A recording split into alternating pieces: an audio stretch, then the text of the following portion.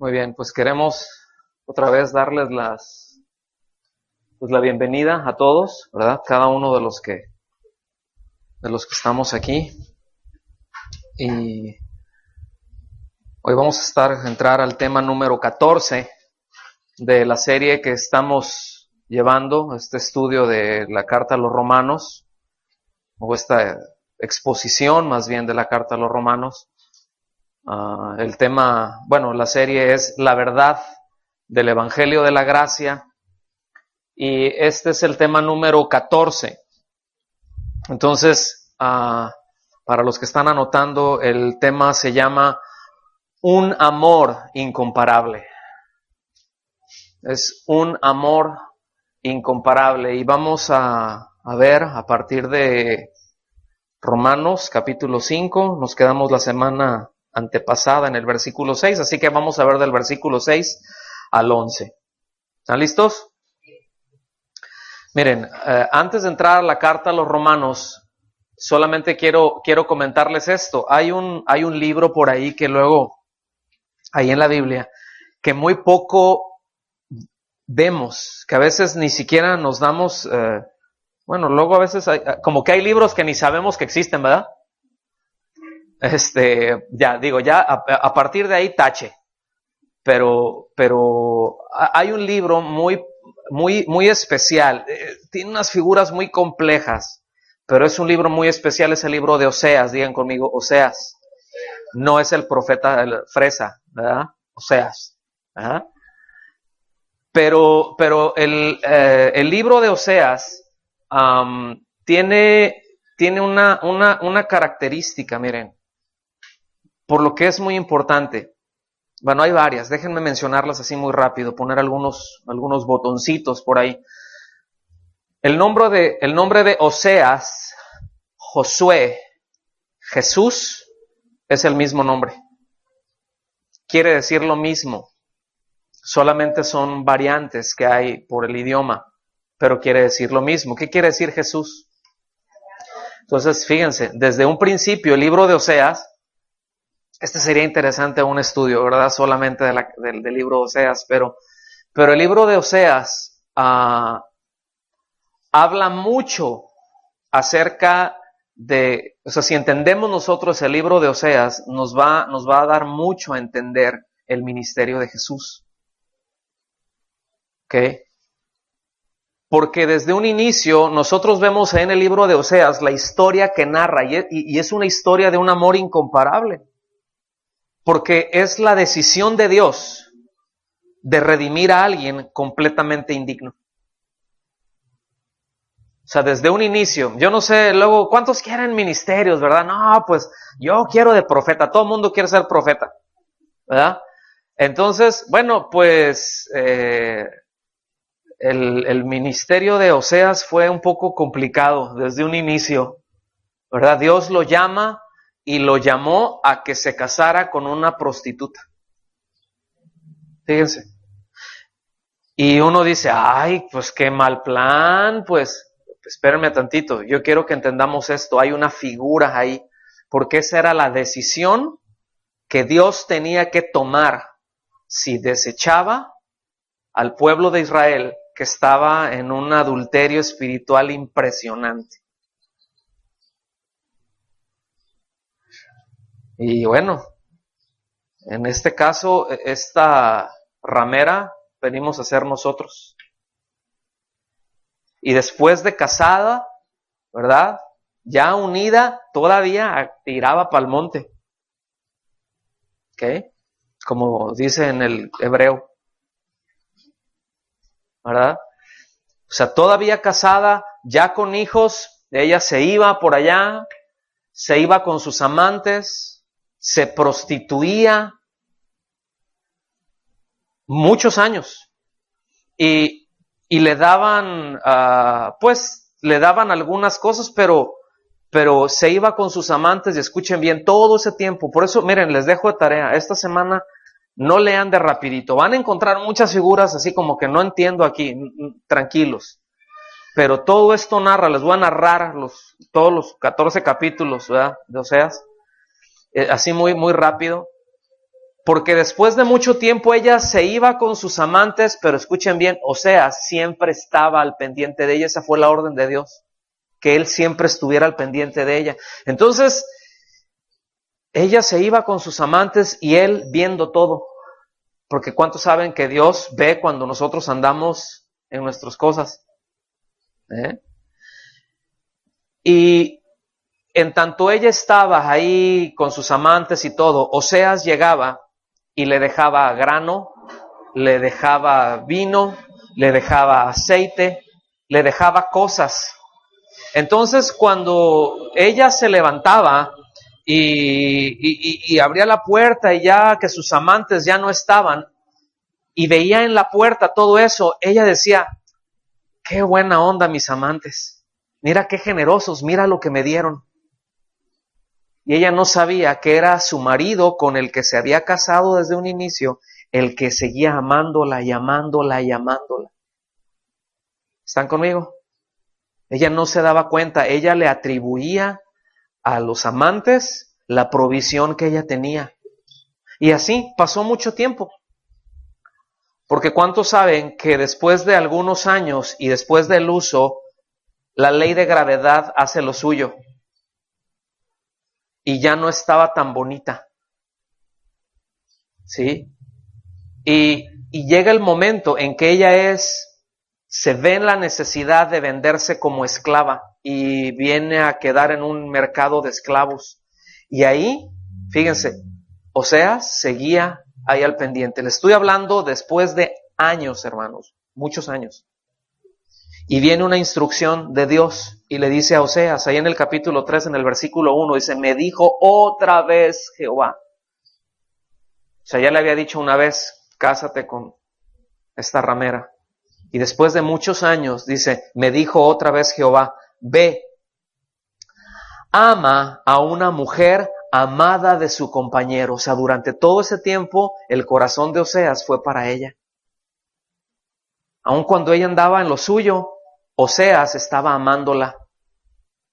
¿Están conmigo? Oseas nunca dejó de amarla a ella, él seguía amándola. Y dice, vea, ama a una mujer amada de su compañero, dice, aunque adúltera. O sea, a pesar del adulterio, ella era amada por su compañero. Y después aquí viene la figura, como, este es un símil, como el amor de Jehová para con los hijos de Israel.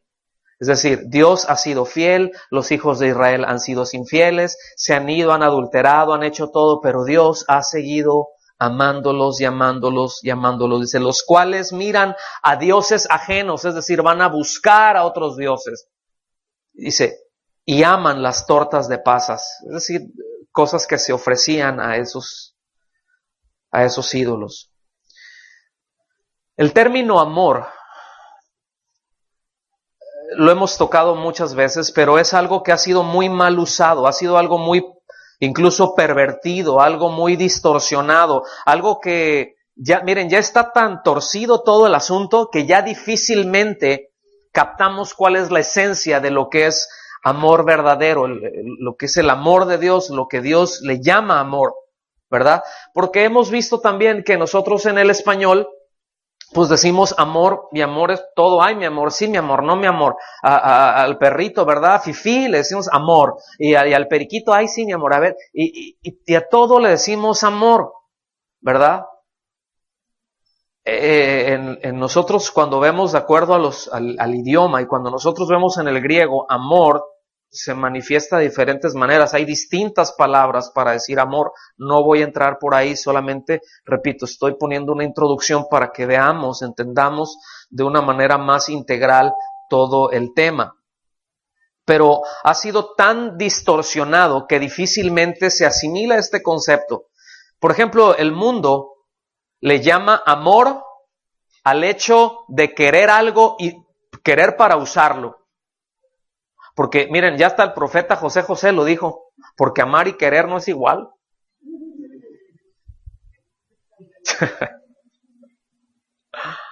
¿Verdad? Pero el mundo le llama a amar algo, le llama querer para usar. Es decir, le asigna un valor a algo o a alguien por los beneficios que puede obtener de eso. si puedo obtener beneficios, entonces lo amo. Así es el mundo, ¿verdad? Ay, está preciosa, uy, está guapísimo, ¿verdad? Y se viene, ay, es que ya lo amo. No, es que ya la amo, es que nomás no, ¿verdad? Pero porque se está pensando en función de un beneficio, de un placer que se puede obtener.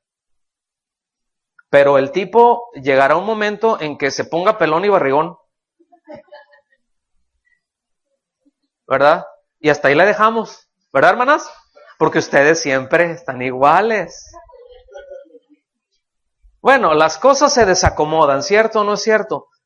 Y si nos limitamos a los estándares que el mundo establece, pues por eso dicen, pues se me acabó el amor. O sea, dejé de experimentar y dejé de tener el mismo placer que se tenía. Y dice de repente por allá el hipopótamo ¿verdad? Cocodrilo. No, pues es que ya no, como que ya no la amo igual, como que ya no me gusta lo mismo. Sí, después de 7 hijos, ¿qué quieres, mano? ¿Sí me explico? Pero en lugar de aprender a amarla cada vez más, el hecho de ir conociendo, ahí, ven en dónde está el punto de cuáles son los conceptos, cómo el mundo, repito, si puedo obtener algo de ti, te amo. Lo que sea que pueda obtener algún beneficio, entonces te asigno un valor y te digo te amo. Y esto es una imitación de amor. Y debo decir que es una copia muy chafa. ¿Sí? En otras palabras, si te puedo usar, si puedo obtener algún beneficio, si puedo obtener algún bien, algún servicio, alguna satisfacción, entonces te amo. Y así es como opera el mundo, pero Dios no opera así. Pregunta, ¿qué beneficio, qué satisfacción, qué bien obtenía Oseas de la mujer con la que se casó, con la que Dios le dijo que se casara? Sin embargo, fue amada por él. ¿Ven que está claro? Ve, amada por su marido, pero adúltera. Dice, aunque adúltera. Pues por eso hablamos del amor de Dios como un amor incomparable, y este es el tema precisamente. El amor de Dios es otro asunto. El amor de Dios siempre se centra en dar. Nosotros lo vemos, el ejemplo que nosotros vemos en las Escrituras más, el texto pues que sacamos más, ¿cuál es? Cuando vamos a hablar del amor de Dios, ¿qué texto sacamos normalmente? Porque de tal manera amó Dios al mundo, y está bien, es muy correcto, es perfecto, o sea, menciona muchísimo del Evangelio, es un concentrado del Evangelio si nosotros lo observamos con mucho detenimiento, pero habla, wow, es la esencia del Evangelio. De tal manera amó Dios al mundo que ha dado.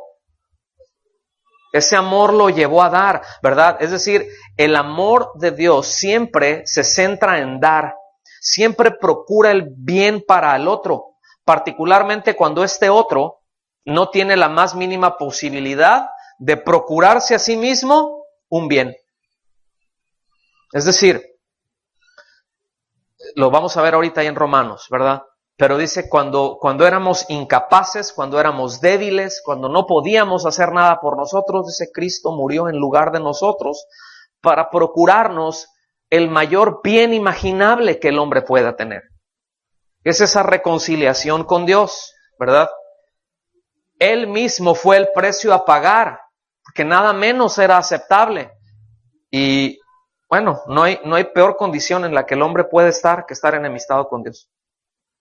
No hay peor cosa, ¿eh? Si alguien piensa que no tener algo es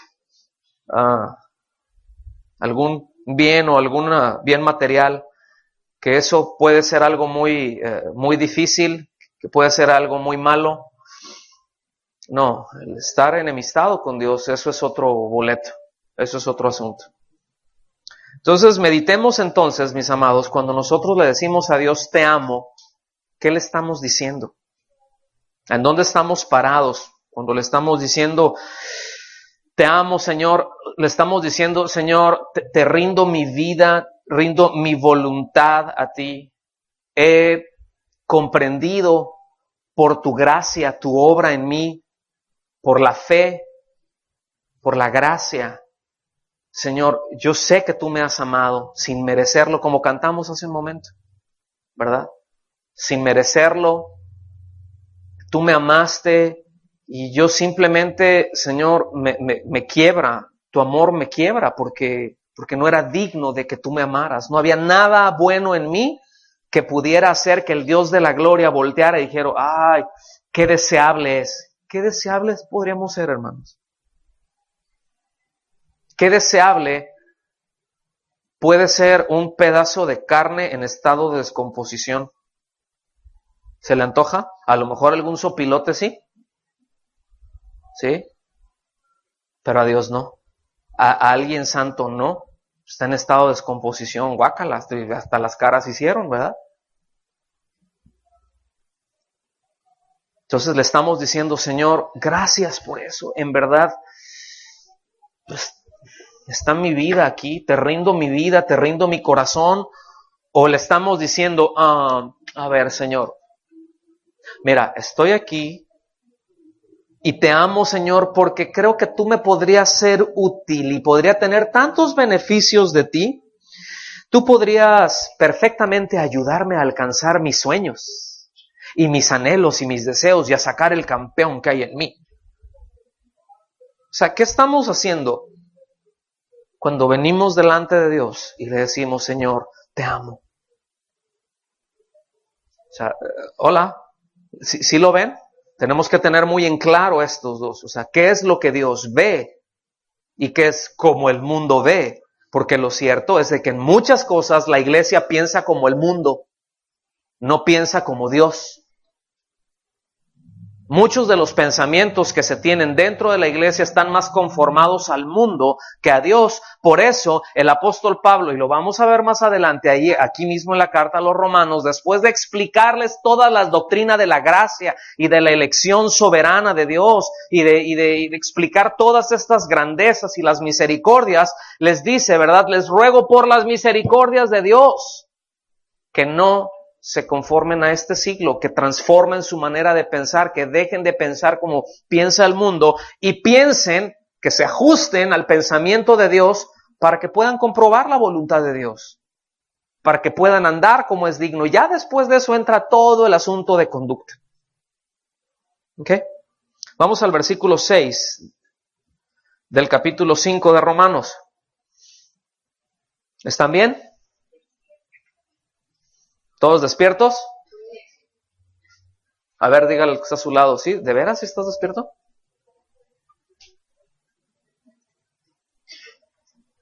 Porque luego a veces uno dice algo y luego se quedan así como que ni respiran. O le dan un jalón bien fuerte todos al mismo tiempo y se siente como que se acaba el oxígeno aquí en el lugar tantito. Versículo 6 dice, Cristo. Fíjense, me gusta cómo empieza ahí la idea. Empieza en Él. Empieza con Cristo. Dice Cristo.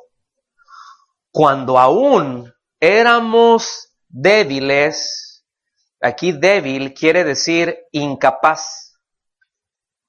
Débil habla de imposibilitados. Hay algunas traducciones que lo ponen como flacos. O sea, a tal punto en que no tiene la fuerza, o sea, pero no es un flaco de que está flaco, ¿verdad?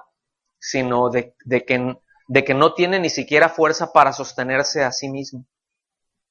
Está hablando de ese nivel de debilidad. Dice, cuando aún éramos débiles, a su tiempo murió por los impíos o murió en lugar de los impíos. ¿Qué es un impío? Un impío, ¿verdad?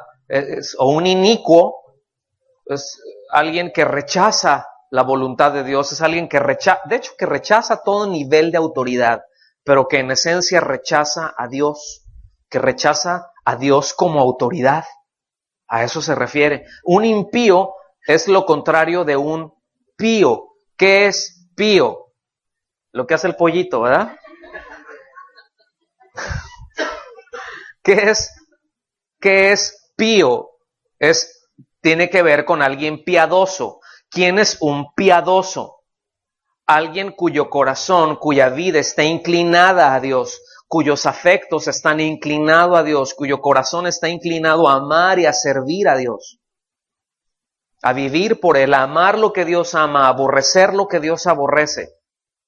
A eso se refiere piedad o un pío. O sea, pío es alguien que practica la piedad, que su manera de vivir muestra que los afectos, repito, de su corazón están inclinados a Dios. ¿Está bien? Entonces, un impío es todo lo contrario. Es todo lo contrario. Entonces, dice, Cristo, cuando éramos débiles, está hablando de nosotros, a su tiempo murió por los impíos. Y aquí está diciendo por nosotros, implícitamente, porque nosotros éramos impíos. Luego murió, en lugar nuestro. Entonces, ¿por cuáles impíos murió? Por nosotros, por los que Él salvó, por los que han respondido a ese llamado. Pero Él pagó el precio por todos. ¿Está bien? En Efesios 2:1 nos dice que estábamos muertos en nuestros delitos y pecados y que el Señor nos dio vida juntamente con Él. Bendito amor. Porque estábamos muertos. ¿Y cómo reacciona un muerto? Pues no reacciona, no tiene la capacidad de reaccionar. Entonces nosotros vemos que Él nos dio vida, estábamos muertos. ¿Y quién nos dio vida? Pues Él, Dios mismo. No fue una decisión nuestra. No, vemos que no teníamos la más mínima, la más remota capacidad, la más remota fuerza para pararnos y decir, Señor, yo quiero ser tu hijo, yo me quiero poner bien contigo. No teníamos esa capacidad. Estábamos caídos, estábamos alejados de toda la ciudadanía de Dios. ¿Estamos aquí? Estábamos muertos en nuestros delitos y pecados y fue Él el que vino y nos salvó. Él nos dio vida. Nosotros no dijimos, bueno, mi voluntad va a colaborar con la voluntad de Dios. Hoy siento un buen día para ser un hijo de Dios. Él nos dio vida, es una obra completa de Él. No hay tal cosa como que mi voluntad colabora con la voluntad de Dios para mi salvación. La salvación es de principio a fin de Dios, se origina en Dios y termina en Dios. ¿Está aquí conmigo? En Isaías 43:25, se le leo rápido, dice yo, fíjense bien, está hablando el Señor, dice yo soy quien borro tus rebeliones por amor de mí mismo. ¿Qué hubo? Y ciertamente, nos dice también en Jeremías, con amor eterno te he amado, pero yo quiero que ponga atención en este texto. Isaías 43:25, yo soy quien borro tus rebeliones por amor de mí mismo y no me acordaré de tus pecados. Esto no quiere decir que a Dios le da amnesia. ¿Sí? Esto lo que quiere decir es de que una vez que el Señor nos salva, borra nuestros pecados no son tomados en cuenta ya. Nuestros pecados pasados y futuros ya no son tomados en cuenta. Buenas tardes. Pero dice yo, y después lo afirma, yo soy quien borro tus rebeliones, impiedad. Yo soy quien la quito, quien lo anula. Dice, porque te amo mucho. ¿Eso dice? ¿Por qué dice? Por amor de mí mismo. Escuchen bien, porque Dios no es un idólatra. Si Dios nos amara a nosotros más de lo que se ama a Él mismo, Dios sería un idólatra y sería completamente indigno de adoración. Porque no hay nada más alto y no hay nada más digno de amar que Dios. Y Él lo entiende perfectamente. Yo sé que esto ofende a muchos porque dicen, no, es que lo hizo por amor a nosotros porque Dios nos amó de tal manera. Sí, pero tenemos que entender que todo eso se origina de Él mismo. Que nuestra salvación, que todo lo que Dios hace, todo lo que tiene que ver con esto es para la gloria de Dios. ¿Está claro eso? Porque si no está claro, no puedo seguir avanzando. Y esto es muy, de veras, esto es muy serio. Este es un asunto muy toral, es un eje, pues, para nuestra vida en muchas cosas. Entonces, el amor de Dios es un amor que redime, fíjense. El amor de Dios redime, es tan santo, es tan puro, que tiene el poder de sacar de su pecado hasta el más vil pecador. A todo aquel que cree. Como Oseas, el amor de Oseas a su esposa adúltera. Ella buscaba a sus amantes y buscaba lo de su marido, pero él la buscaba a ella. Y él estuvo pendiente de ella y siempre la sustentó, aun cuando ella no se daba cuenta y le atribuía ese sustento a sus ídolos, a sus amantes, a su trabajo, a su capacidad humana, a su inteligencia. Y era Dios el que el que provee. Era el marido el que le estaba proveyendo. ¿Están conmigo hasta aquí? ¿Van viendo el paralelo? ¿Sí? Y él estuvo amándola, hasta que ese amor la sacó de su adulterio, la sacó de su pecado. Y como dice el cuento, y vivieron felices para siempre. ¿Están aquí? Entonces él se muestra a sí mismo como el único Dios verdadero, como el único que puede, que tiene el poder, que tiene la capacidad de redimir. Más adelantito en Isaías 44:6 dice, así dice Jehová, Rey de Israel y su Redentor, Jehová de los ejércitos. Sí, dice Jehová. O sea, todas esas afirmaciones de él mismo quiere dejar en claro algo muy importante, que es él, que todo se origina en él.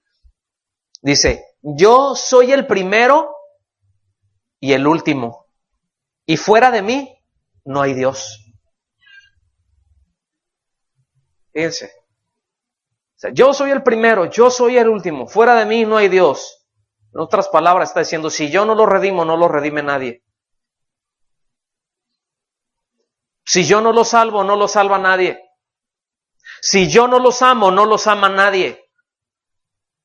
Y nosotros podemos aprender que Dios nos amó porque quiso amarnos, porque quiso guardar su palabra, no porque viera algo en nosotros, no como dice aquel burro, ¿verdad? El Señor me vio y dijo, ¿verdad? Estando allá en el cielo, ay Señor, ¿verdad? Diciendo el Señor, es que te amo tanto y yo sin ti me muero y sin ti me desespero. ¿Sí saben de quién estoy hablando? No es un cantante colombiano. Digo, bendiciones a los hermanos de Colombia. Y que agarre la onda este cuate. Pero así como que Dios todo preocupado en el cielo, ¿verdad? Ay, ¿qué voy a hacer sin estos? ¿Qué voy a hacer sin estos? Sin ti me muero, fíjate. Sin ti me desespero. Ay, no sé qué hacer. A ver, ángeles, querubines y serafines, vengan para acá. A ver, Gabriel, Miguel y todos, ¿qué voy a hacer si no los tengo a ellos? Me voy a desesperar. Qué Dios tan chafa el de ese tipo, ¿eh? No. Yo soy el primero y el último y fuera de mí no hay Dios. Lo rescato por amor a mí mismo, no es por ustedes, es por mí. Es por mi gloria. Porque mis amados, no hay ningún bien mayor que el hombre pueda tener que la gloria de Dios. No hay nada más grande a lo que podamos aspirar que la gloria de Dios. Pensar que hay otra cosa es idolatría, hermanos. Vean el amor de Dios. ¿Cómo nos libra de nuestros ídolos? ¿Se fijan? Cómo su amor nos redime, cómo su amor nos aparta. Ay, en Oseas 11:14 dice, con cuerdas humanas los atraje, con cuerdas de amor. O sea, no es de que fueron, no es de que fuimos, es de que Él nos atrajo, nos agarró y ahí nos fue llevando, ¿verdad? O sea, nos fue jalando. Dice, fui para ellos como los que alzan el yugo sobre su cerviz y puse delante de ellos comida. Es decir, el yugo es algo que aprisionaba, algo que tenía acá, que te permite, o sea, que no te permite estar en libertad. imagínense, ¿cuántos han pasado en una posición un buen rato? Y sobre todo si ya pasamos una línea de los TAS, ¿verdad? Ya después de estar fijos en un rato te levantas así como que, ay, ya no te puedes levantar tan rápido. Así como que ya tienes que, así de, hasta que te enderezas, ¿no? Y después te jalas para acá y le haces así y dices, ya, después de media hora ya estás otra vez de movimiento, ¿no? ¿Verdad que sí? Aunque no digan amén. Pero yo veo que sí. ¿Verdad? Entonces imagínense, os está hablando de algo que no te permite mover, que te tiene así, y que dice, yo soy como los que alzan el yugo. O sea, te di libertad. Y te puse comida. Te atraje hacia mí para que estés en libertad y bien alimentadito. Entonces, Él nos atrajo, fíjense, Él no solamente nos atrajo, nos libertó y solo Él nos sustenta. ¿Lo ven? Nos atrajo, nos llevó hacia Él, nos quitó el yugo, nos dio libertad y nos puso comida, nos sustenta. Todo, mis amados, es obra de Él. Es un amor incomparable. Versículo 7 dice, ciertamente apenas moriría alguno por un justo, ahí de Romanos 5, versículo 7. Apenas moriría alguno por un justo. Con todo, pudiera ser que alguno tuviera el valor de morir por el bueno. Y esto es cierto, o sea, el punto que está enfatizando aquí es de que nosotros no daríamos lo más precioso que tenemos para comprar. La idea aquí es de rescatar, el hecho de morir por, es decir, en lugar de, es de rescatar. Nosotros no daríamos lo más precioso que tenemos por rescatar algo que no vale la pena por sí mismo, algo que en sí mismo es inútil. Sí captamos esa idea, ¿no? ¿Cuántos de nosotros daríamos lo más valioso? ¿Cuántos daríamos toda nuestra fortuna por un lote de basura? A ver, ¿quién en su sano juicio hace eso? Entonces dices, Dios, ¿qué pasa? No, es que su amor está por encima de nuestro entendimiento. Es inescrutable. ¿Quién instruyó a Dios? ¿Quién es su consejero? ¿Quién le dijo cómo tenía que hacer las cosas? ¿Ven cómo el amor de Dios va en contrasentido del mundo con las ideas que tenemos? Tenemos claro, ¿verdad?, que nosotros daríamos la vida por los nuestros, ¿no es cierto? ¿O cuántos se dejarían por, miren, ya ni siquiera menciono por sus hijos, ¿verdad? Pero por nuestros hijos o por la gente que nosotros amamos, ¿cuántos darían su vida sin ningún problema? Yo creo que no tenemos problema en entender eso, pero por alguien que dices, es que guácala, ¿verdad? Nosotros incluso podríamos poner nuestra vida por algo muy noble, por una causa muy noble, y muchos lo han hecho y lo siguen haciendo. Pero vean lo que está contrastando, ¿eh? O sea, nosotros no seríamos capaces de hacer algo así, es decir, no tenemos tal amor, no amamos de manera natural, de tal manera, pues Él no nos compró. Él no nos rescató porque fuéramos valiosos.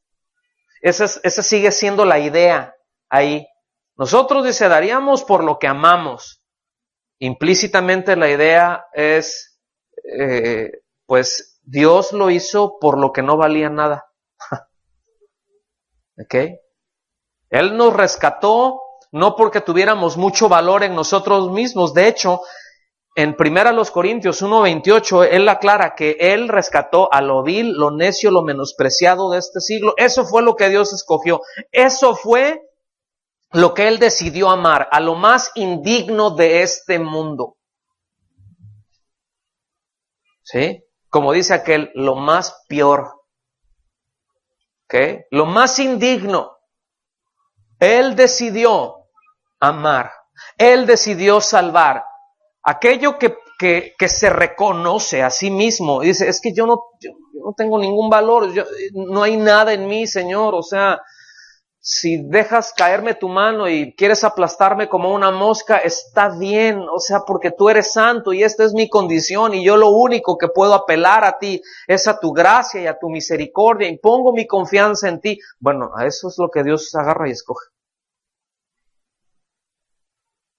Eso es lo que Dios escoge. El que cuando viene el Evangelio y el Evangelio se nos predica, la fe viene por el oír por la palabra de Dios. Cuando nosotros respondemos al Evangelio en fe, una fe que no tenemos nosotros, que no se origina en nosotros, que se origina en ese Evangelio, en esa palabra que se nos dio, y nosotros respondemos a Él, entonces Él viene y nos saca, nos llama, nos escoge. ¿Están bien? ¿Estamos aquí o no? Versículo 8, pero. Aquí sí hay pero que valga, hermanos. Pero. Esto es contrario a lo que nosotros hacemos. Fíjense bien, versículo 7 dice que nosotros no haríamos, bueno, si acaso por alguien que amamos, pero por algo que ni al caso, nosotros no damos algo valioso, ¿verdad? Por lo vil, por lo necio, por lo menospreciado, por lo débil, por lo que no es. Dice, pero, o sea, la idea es todo lo contrario. Dios muestra su amor para con nosotros, ¿en qué? En que siendo aún pecadores, Cristo murió por nosotros, o Cristo murió en lugar de nosotros.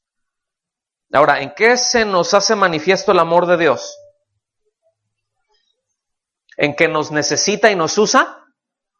En que dice, ay, pues a ver, voy a rescatar a este y este y este porque necesito gente ahí en la tierra que ponga orden y que predique mi palabra.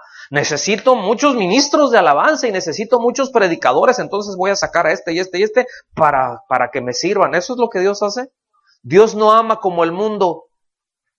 Él no llega y nos usa en ese sentido. Él no nos salva, escuchen bien, en primera instancia no nos salva para que seamos ministros o para que seamos esto, para que tengamos grandes, no nos llama para eso, porque en eso el Señor se glorifica. Dios no nos llama para eso, Dios nos llama para ser sus hijos, que estemos en comunión con Él, para cambiarnos la naturaleza, porque en eso se glorifica Él. No hay nada que le dé más gloria al Señor que eso. ¿Sí? La creación, lo hemos visto esto, hay un término que se llama, bueno, se le dice ex nihilo, es decir, que la creación fue hecha ex nihilo, es decir, de la nada, de donde no había, y Dios dio su palabra y vino y creó, formó. ¿Estamos aquí? Pero con nosotros no fue así, con nosotros es algo mejor todavía, es algo más grande que ex nihilo. Porque nosotros ya éramos una masa podrida, corrupta, de carne, que el Señor hace una nueva criatura. Eso es más grande que la creación. Por eso el milagro del nuevo nacimiento es más grande aún que la creación misma. La creación misma será destruida, pero el nacido de nuevo será glorificado. ¿Lo ven? Entonces, ¿qué es más grande? ¿Qué es lo que Dios perpetúa y qué es lo que Dios acaba? ¿Sí lo alcanzan a ver o no? Dios muestra su amor para con nosotros en que siendo un pecadores, Cristo murió por nosotros. Entonces, ¿en qué se manifiesta ese amor? En que nos da lo que queremos porque somos tan valiosos, somos tan importantes. Pues quién sabe qué haría el Señor toda la eternidad sin nosotros, ¿verdad? No. Sino en que siendo indeseables, ¿en qué muestra su amor? En que no teniendo la capacidad propia para automejorarnos. De hecho, todo lo contrario. El hombre no tiene la capacidad de automejorarse, aunque se aviente 50,000 cursos de superación personal. El hombre no se puede automejorar. Se puede autodestruir, que de hecho así es. Sin la posibilidad de comprar nuestra propia libertad, sin la más remota oportunidad de autojustificarnos. Aunque el hombre lo intenta, ¿verdad? y sigue intentándolo mediante métodos y ritos religiosos. Cristo murió en lugar de nosotros y nos amó de pura gracia. De pura gracia. Oseas 14:4 dice, yo lo sanaré de su rebelión. Fíjense, entonces es rebelde, está enfermito. Es decir, sanar de está hablando de una condición de podredumbre. ¿Está bien? De una condición corrupta. Yo los voy a librar, eso es lo que está diciendo. Yo los sanaré de su rebelión, los amaré de pura gracia, porque mi ira se apartó de ellos. Eso es Oseas 14:4. Para que lo vean ahí en casa. Versículo 9 de Romanos 5. Entonces, síganme la cadena que traemos, porque estamos verso por verso. ¿Ok? Versículo 7, versículo 6, éramos incapaces de salvarnos, éramos incapaces de hacer nada por nosotros mismos, ¿verdad?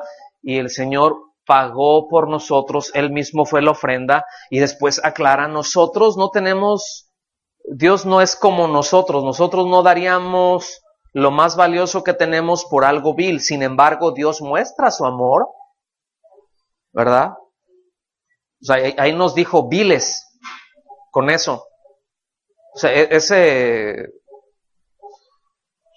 pero que vale, ¿verdad? Ahí con eso ya nos dijo viles.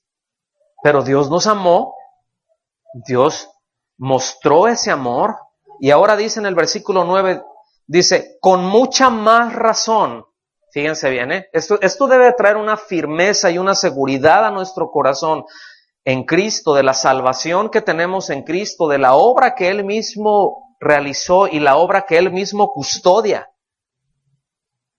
Con mucha más razón, habiendo sido ya justificados en su sangre. Fíjense, habiendo sido ya justificados, pasado perfecto. Ya fuimos justificados. ¿En qué? ¿En qué fuimos justificados? ¿En dónde está nuestra justicia? En la sangre de Cristo. Es decir, por la muerte, por el precio que Él dio. ¿Okay? Habiendo sido ya justificados en su sangre, por Él seremos salvos de la ira. Es decir, Él nos lavó con su sangre, Él asumió el costo de nuestro pecado, se hizo responsable por nuestra culpa. Por Él seremos librados de la justa y de la santa condenación de Dios. ¿Verdad? Ahora, la idea que deja aquí es de que solamente al estar justificado, al ser alguien que se le aplica la justicia de Dios, solamente esa persona es librado de la ira. Deja otra vez esa idea. ¿Está bien? Habiendo sido ya justificados en su sangre, pues seremos salvos de la ira. Alguien que no ha sido justificado, no ha sido librado de la ira, aunque venga a la iglesia y se chute todos los cultos del año. Y haga y diga, y yo acá, si la justicia de Dios no ha sido en él, si esa persona no ha pasado por ahí, esa persona no ha sido librada de la ira de Dios. Que es solamente por la fe en Cristo. Vamos bien, ¿verdad? Isaías 53:5 dice, fíjense bien, mas Él, hablando de Cristo, mas Él herido fue por nuestras rebeliones, por nuestra impiedad, por nuestra iniquidad, por nuestro rechazo a Dios. Él herido fue, molido por nuestros pecados. Fíjense, la descripción que hace es terrible, hermanos.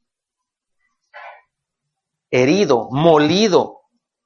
Y dice, por darnos la paz, cayó sobre él el castigo, y por su llaga fuimos nosotros curados. Ahí está, ya tenemos toda la sanidad. No, ya no debe de estar enfermo, porque ya el Señor, ya por su llaga somos curados, por su llaga somos sanados. Si usted anda enfermo es porque no está bien, porque algo trae ahí, le falta fe, anda acá. No está hablando de esa sanidad. La incluye por ahí.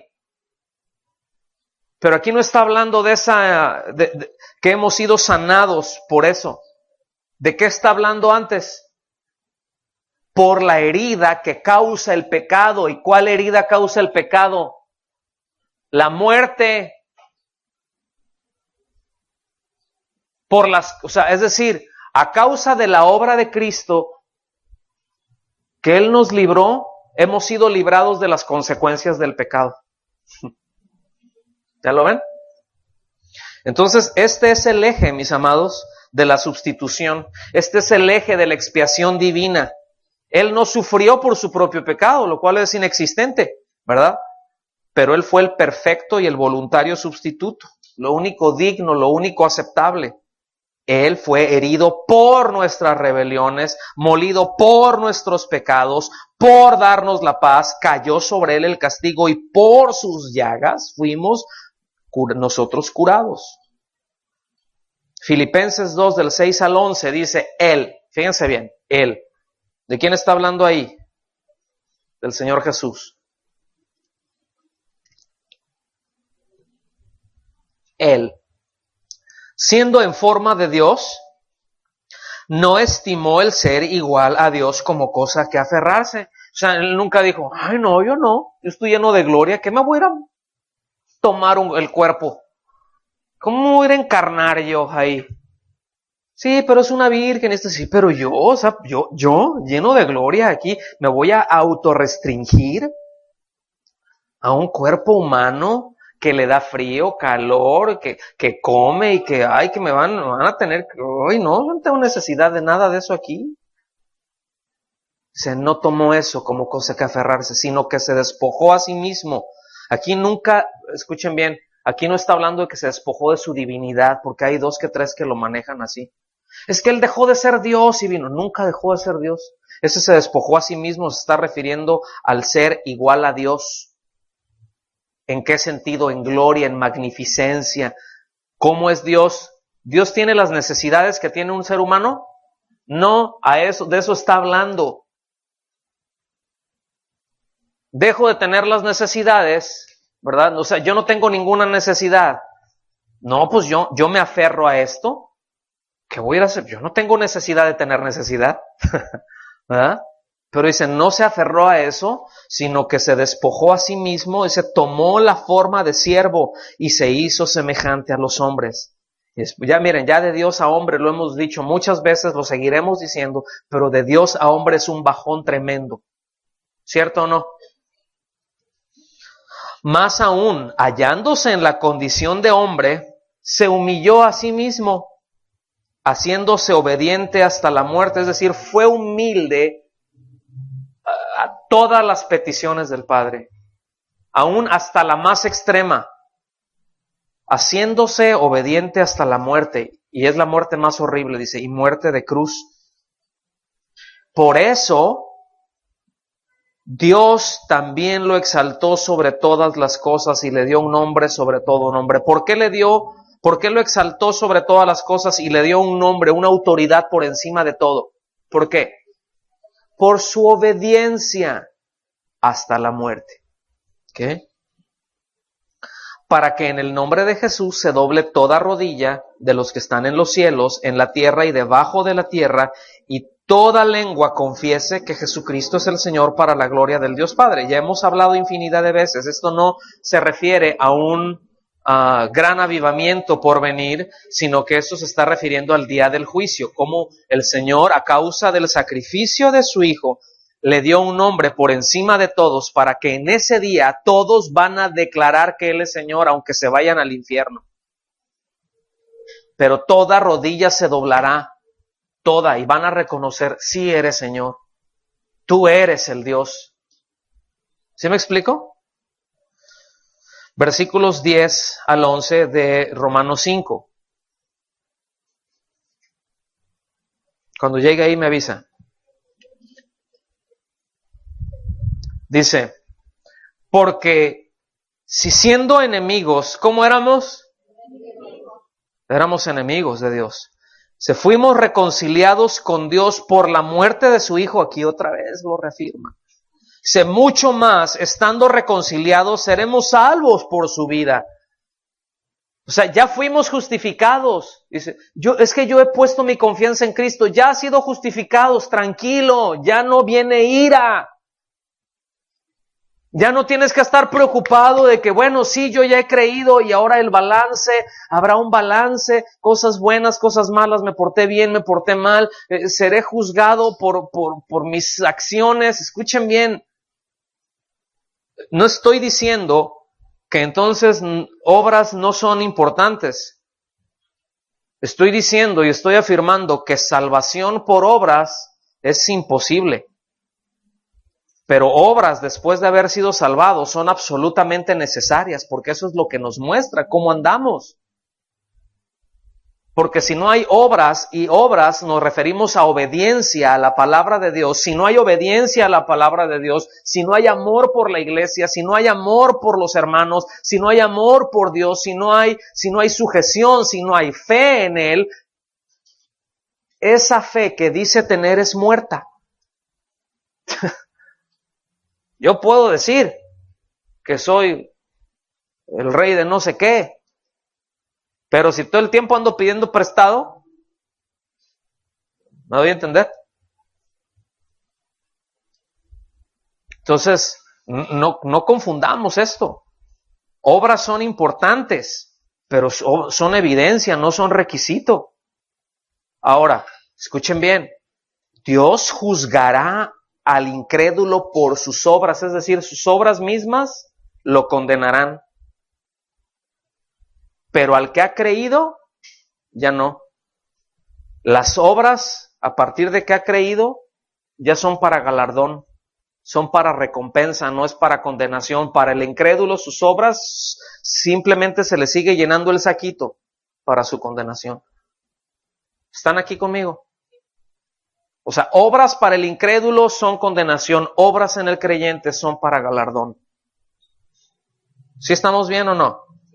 Sí, no solo esto, sino que también nos gloriamos en Dios por el Señor nuestro Jesucristo, por quien hemos recibido ahora la reconciliación. Es decir, por todo esto que Él hizo, nos reconcilió con Dios, que es lo que Jesucristo hizo.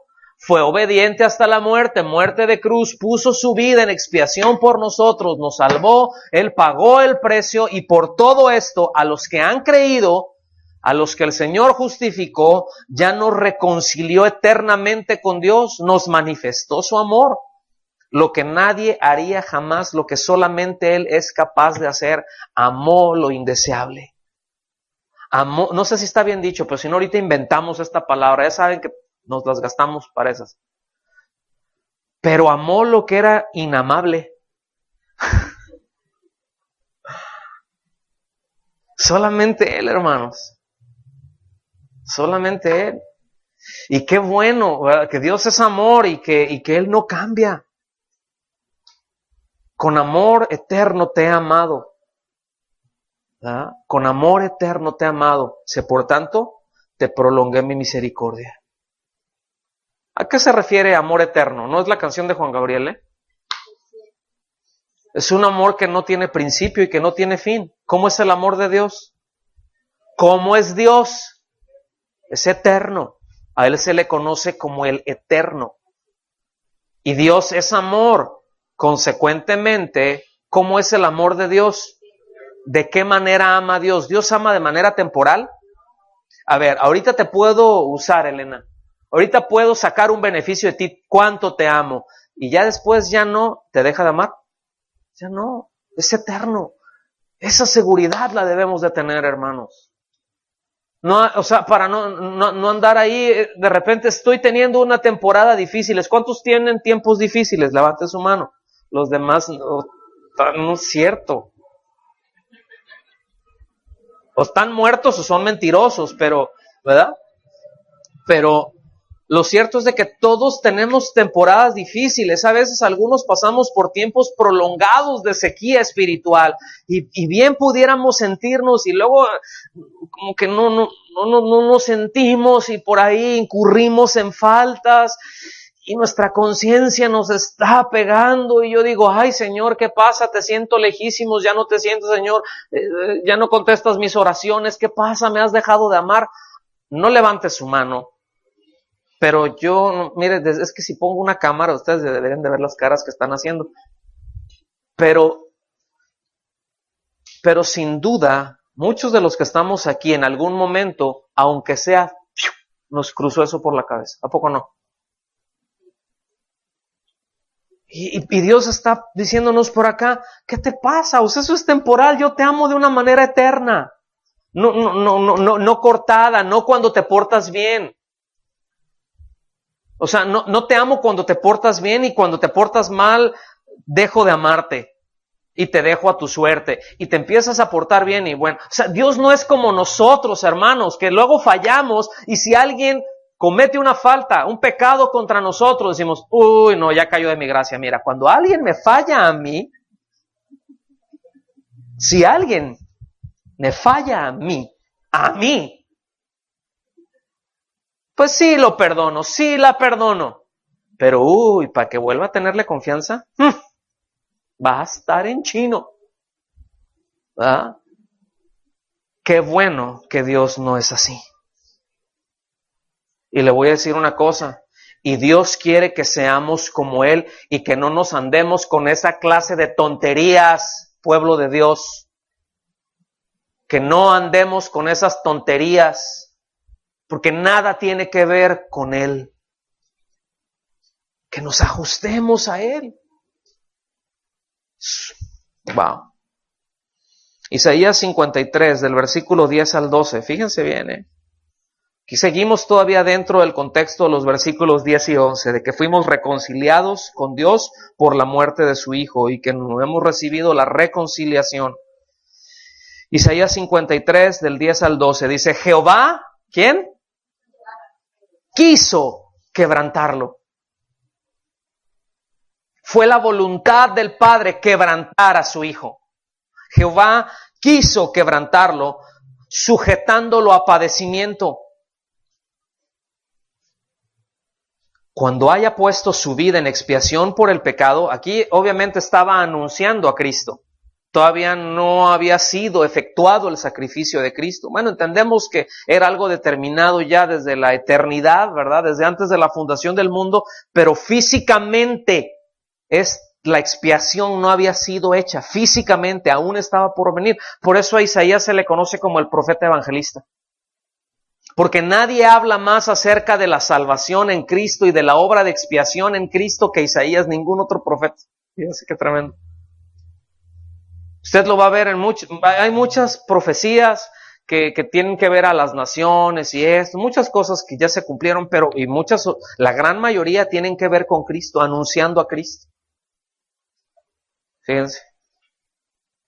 Que vendría de una virgen. O sea, muchas cosas, pero esto, ¿verdad? Cuando haya puesto su vida en expiación por el pecado, verá descendencia. ¿Cómo que verá? ¿A qué se refiere descendencia?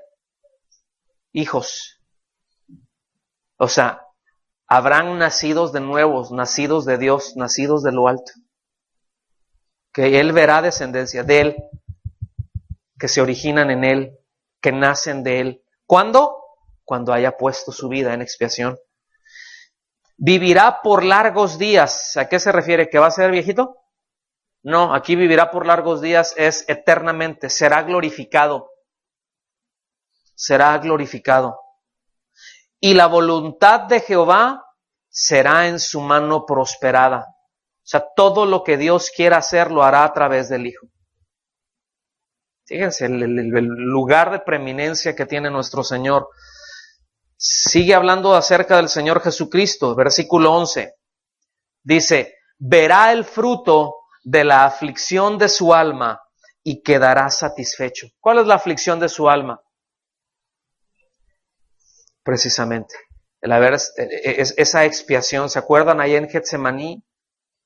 Toda la aflicción que Él tuvo, todo el dolor que Él pasó, esa separación del Padre, esa ruptura de esa comunión. Nadie ha experimentado un mayor dolor que Él a causa de nuestro pecado. A eso se refiere con la aflicción de su alma. Y dice, va a ver la aflicción de su alma y quedará satisfecho. ¿Por qué? Dice, por su conocimiento, es decir, por conocerlo a Él, justificará a mi siervo justo a muchos y llevará sobre sí las iniquidades de ellos. O sea, Él las va a cargar, nosotros no podemos hacerlo, Él sí. Por tanto, yo le daré parte con los grandes y con los poderosos repartirá el botín, por cuanto derramó su vida hasta la muerte y fue contado con los pecadores, habiendo él llevado el pecado de muchos y orado por los transgresores. No solo nos reconcilió, sino que él mismo y su obra nos mantienen, nos preservan en ese estado de reconciliación, repito, que Él mismo obtuvo. Él nos justificó, Él nos reconcilió, pero Él nos mantiene reconciliados. ¿Sí queda claro eso? O sea, cuando dice, y no solo esto, no solamente nos reconcilió, no, nos mantiene en un estado de reconciliación con Dios. Así de grande es en Judas. Vean qué maravilloso, vengan rápido a Judas. Versículos 24 y 25. Ya estamos casi por terminar. Bueno, más o menos.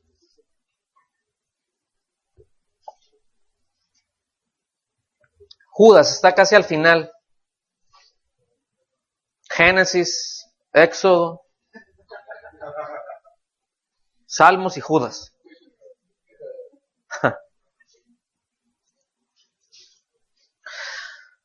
Versículos 24 y 25. Vean qué maravilloso.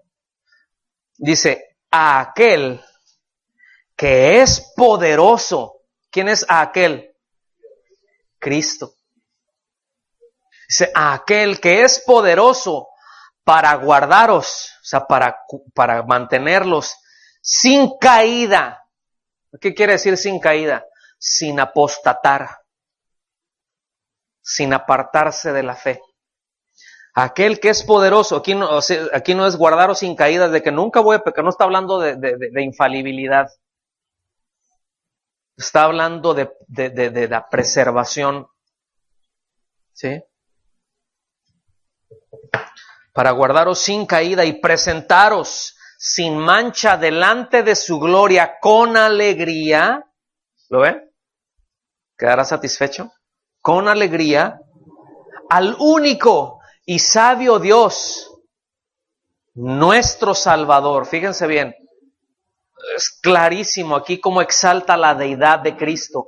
Cristo, el Hijo de Dios, es Dios mismo, el único Dios verdadero y sabio Dios, nuestro Salvador, es uno mismo, 3 personas, un mismo Dios. El único y sabio Dios, nuestro Salvador, a Él sea gloria y majestad, imperio y poder, ahora y por todos los siglos. Amén. Fíjense qué tremenda doxología es esta. Qué tremenda. Dice que Él, Jesucristo mismo, es poderoso. Aquí se está refiriendo a omnipotente, que tiene el poder de hacerlo todo. ¿Qué tiene poder de hacer aquí? ¿Qué viene inmediatamente? Guardar sin caída. Aquí está hablando, repito, de la seguridad de la salvación que Él da. Él nos asegura, Él nos da la seguridad. Él es poderoso para guardarnos sin caída. Esa seguridad de la salvación. ¿Sí? Porque qué bueno que no depende de nosotros, ¿verdad? Qué bueno que la salvación depende de Él. Qué bueno que la salvación depende de Él y no de nosotros, porque si dependiera de nosotros, al instante siguiente de haber nacido de nuevo lo hubiéramos perdido. Bueno, 2-3 minutos pues. Al día siguiente. ¿Están conmigo?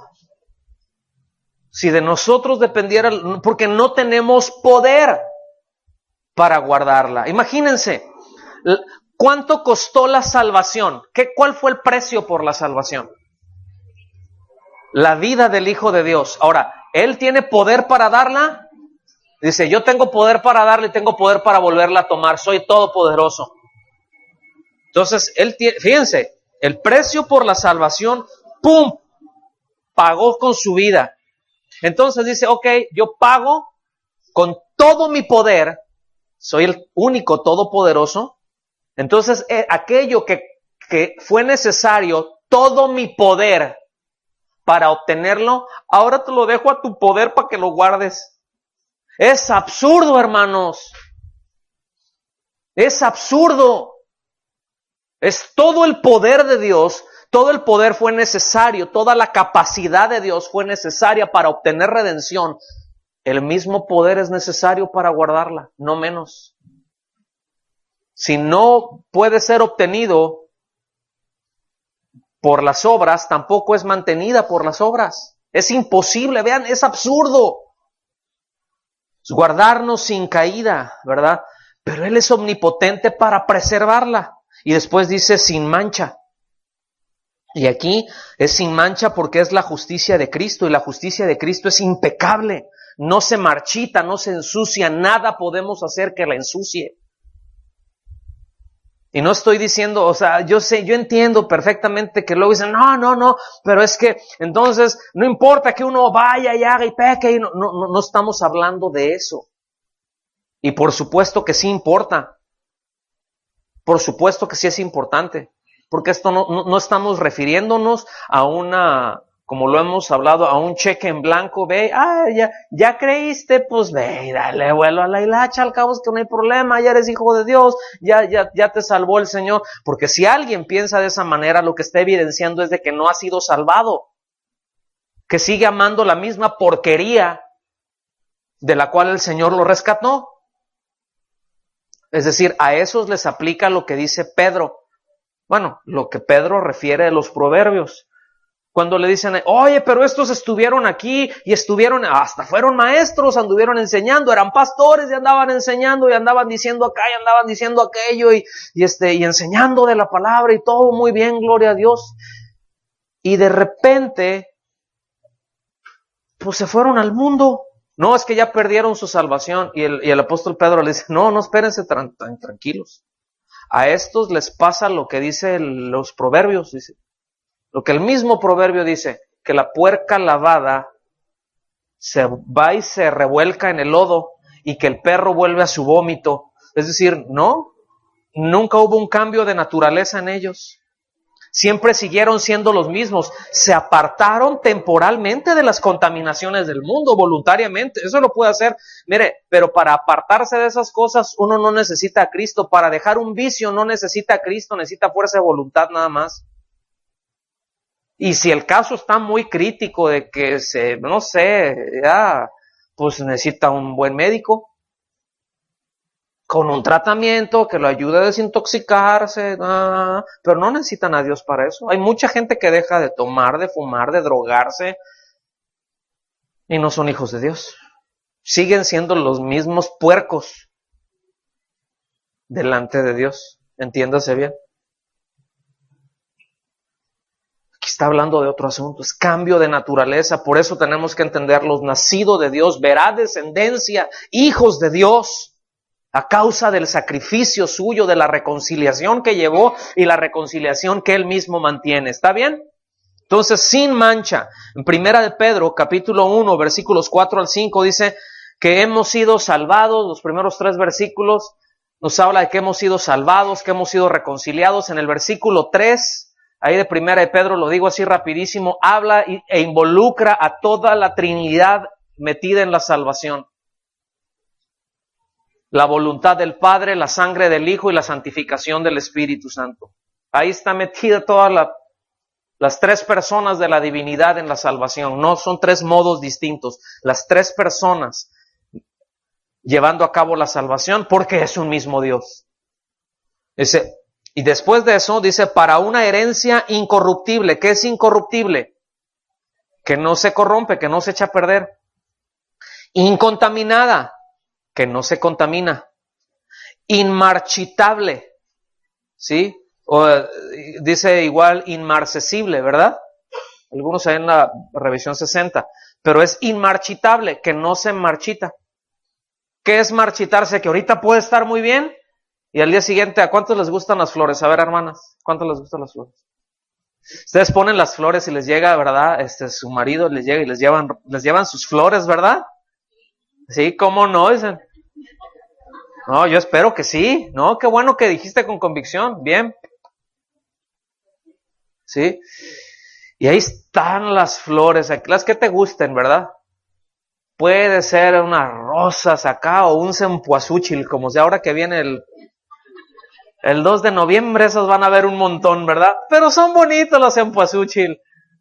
Además, luego esas se las dan de comer a las gallinas para que la yema se ponga bien anaranjada. ¿De veras?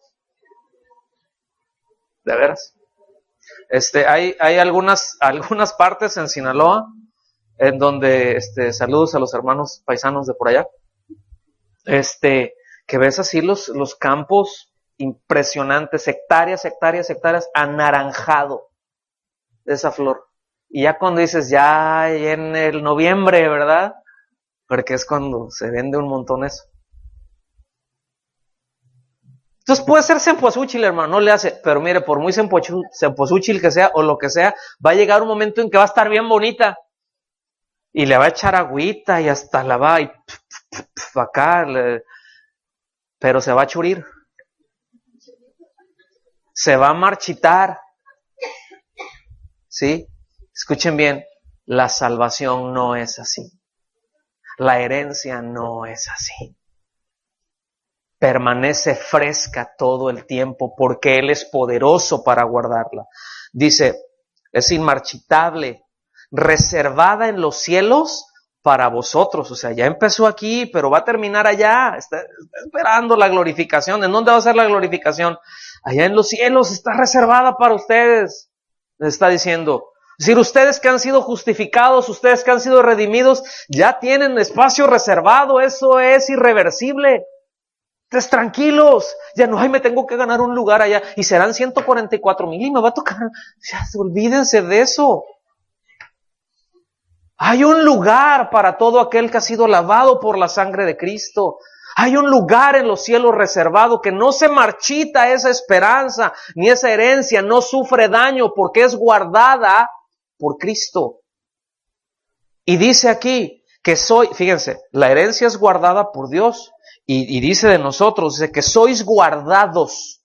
Fíjense bien, tiempo presente. Sois guardados, son guardados por el poder de Dios, mediante la fe.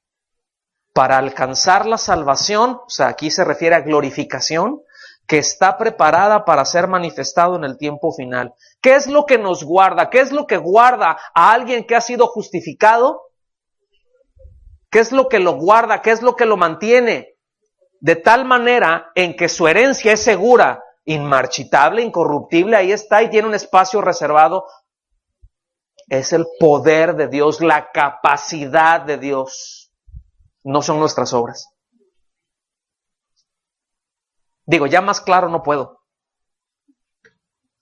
No, ya más claro, ya. Ahí nos vemos.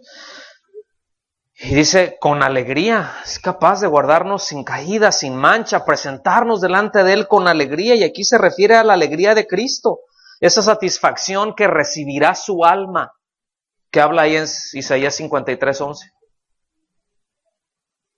Quedará satisfecho, verá la aflicción de su alma y quedará satisfecho. Es decir, en aquel día va a decir, ahí, Padre, los que tú me diste, los guardé hasta el final y no perdí uno solo de ellos. ¿Lo ven? Todos los que tú me diste, aquí están, mira. Muchos hijos. Traje muchos hijos a la gloria. Mucha descendencia, Señor. Pues ahí hubieron más, ¿verdad? Que se fueron al infierno. Pero el precio fue pagado. Pero los que tú me diste, Padre, los que tú trajiste a mí, yo no los eché fuera, yo te los traje seguritos. ¿Sí lo alcanza a ver? ¡Qué amor tan incomparable! Entonces, por todo esto, revienta ahí el apóstol Judas, ¿verdad? diciendo, a Él sea toda la gloria, todo el poder por los siglos, el imperio, y todo lo que se le pueda dar hay que dárselo. Porque Él es digno de eso. Él lo merece. ¿Está bien? Entonces, fíjense bien, ya empezamos. Me quedan 54 puntos para la conclusión nada más. Pero el clima está bonito. ¿Cuántos le dan gracias a Dios que ya cambió? Qué bien, ¿verdad? En la mañana que estábamos aquí tempranito, platicábamos y decíamos, qué rico está el clima. O sea, gracias, Señor. Y más rico que se va a poner todavía. Entonces, fíjense, tanto más entendamos, tanto más asimilemos y tengamos en claro acerca de este incomparable amor de Dios para nosotros, más sencillo será rendir nuestro corazón a Él. Va a ser más sencillo rendir nuestra voluntad a Él, amarlo, valorarlo, apreciarlo por encima de todo y de todos, porque me queda claro. ¿Cierto o no? La razón por la que a veces gente está atorada y anda así toda quejumbrosa y no tarda en responderle a Dios es porque no ha entendido de este amor incomparable. Pero yo les repito, vayan a Oseas, estudien el libro de Oseas, no es una carta, es un libro. Tanto más entendamos, hermanos, nuestras respuestas a Dios serán más expeditas, serán más rápidas, más consistentes. Ese amor, ese incomparable amor, siempre será capaz de arrancar de nuestro pecado todos los ídolos con el que lo ofendemos. Siempre será capaz de arrancar nuestras malas cosas. Siempre será poderoso para sacarnos de nuestro pecado y colocarnos en esa posición correcta con Él. Lo que vimos la vez anterior, justificados pues por la fe, tenemos paz para con Dios por medio de nuestro Señor Jesucristo. ¿Verdad? Eso que nos estorba, ver lo glorioso, lo maravilloso que Él es, amados, no es otra cosa más que orgullo. Cuando alguien no puede ver la magnificencia, lo maravilloso que es Cristo, simplemente es porque no está en comunión con Cristo. Es porque hay algo que lo está atorando y hay algo que le está teniendo, pues ve, sí, como que veo ahí, así, pero no alcanzo a ver bien. No, pues es que tiene una placota en medio que nubla la vista, que no deja ver lo maravilloso que se llama orgullo y se llama pecado, aún dentro de los hijos de Dios. ¿Estamos aquí? Entonces, pidamos que el Espíritu Santo haga su obra en nosotros, que nos muestre la maravilla de este amor incomparable del Padre, ¿verdad? Que fue manifestado en Jesús, quien se dio a sí mismo en lugar de nosotros. ¿Estamos bien? ¿Por qué no nos ponemos de pie? ¿Por qué no nos ponemos de pie y damos gracias a Dios?